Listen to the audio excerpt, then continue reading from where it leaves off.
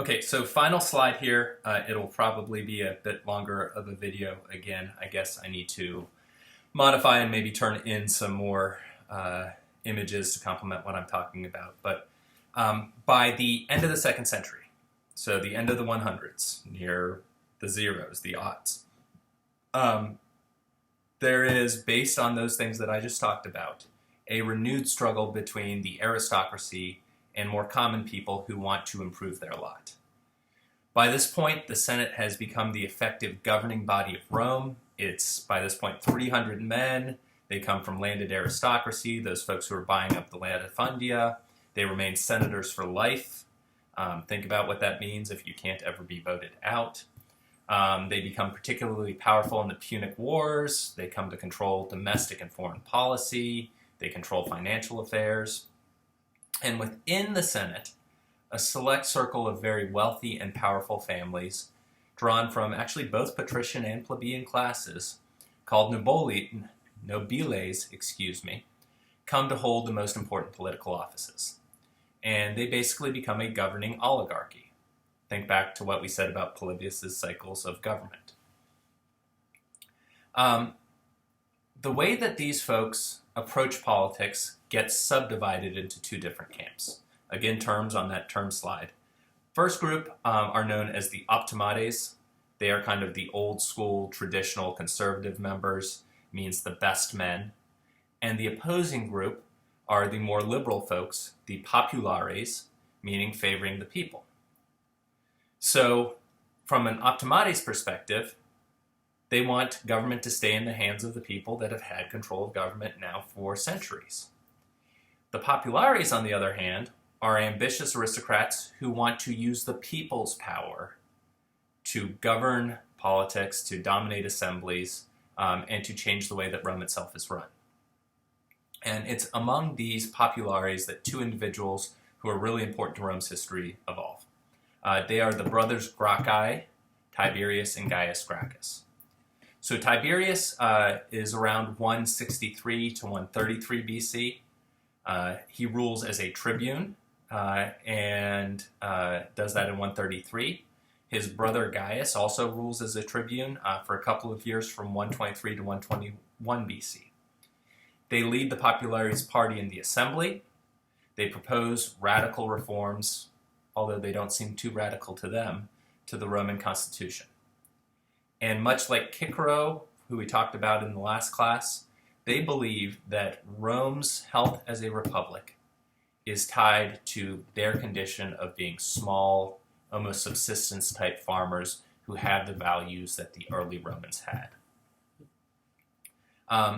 Okay, so let's start with Tiberius. His main idea of reform is that he wants to limit the amount of land that any individual Roman could hold. He wants to limit it to 312 acres. The number isn't important. But the notion is that anybody who has more than that, it would be bought at a fair price by the state, and it would be redistributed to landless Romans. They could go, they could farm it, they could make their living on it. What he does, unfortunately, is he pisses the optimates off by finding a way to circumvent the Senate. He takes his legislation directly to the assembly. He gets it passed. He is able to, using some loopholes that we don't need to talk about, avoid the Senate altogether. And obviously, he's going to piss off large landowning aristocrats. What do? They have him stabbed to death. His brother is elected tribune at age 30 in 123 BC, the same age that his older brother had been when he is assassinated. He follows his brother's goals. He wants land distribution, but he calls for even more reform. He calls for a state maximum grain price so that everybody can afford grain. And where he is a bit smarter than his brother is he enlists the support of kind of a middling class. I alluded to these folks in the last slide, but they are known as equites. They are folks who traditionally had been Rome's cavalry, equine horses. They're people who are powerful, but they lack the pedigree and the prestige to join the Senate. They dislike the power of the folks in the Senate.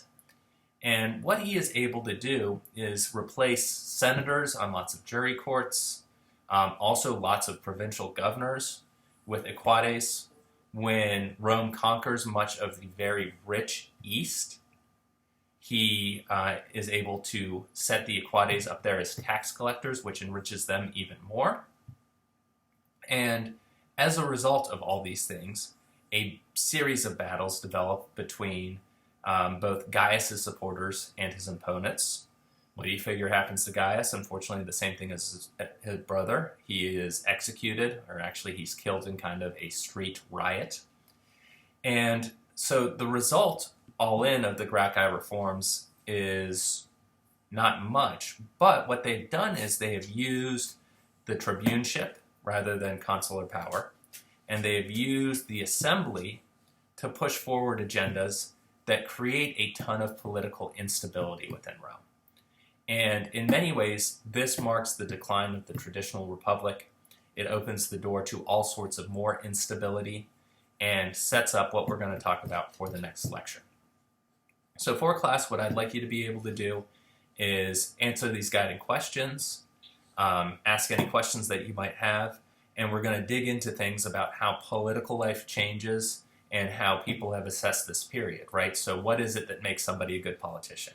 Is it being able to represent the people? Is it being able to pander to them and speak eloquently? What is it that has made Rome great, or what is it that is leading to Rome's decline? And where is Rome sitting here in the 100s BC, almost into the aughts BC? Where are they compared to where they had been in the 500s, and is that a good thing or is that a bad thing?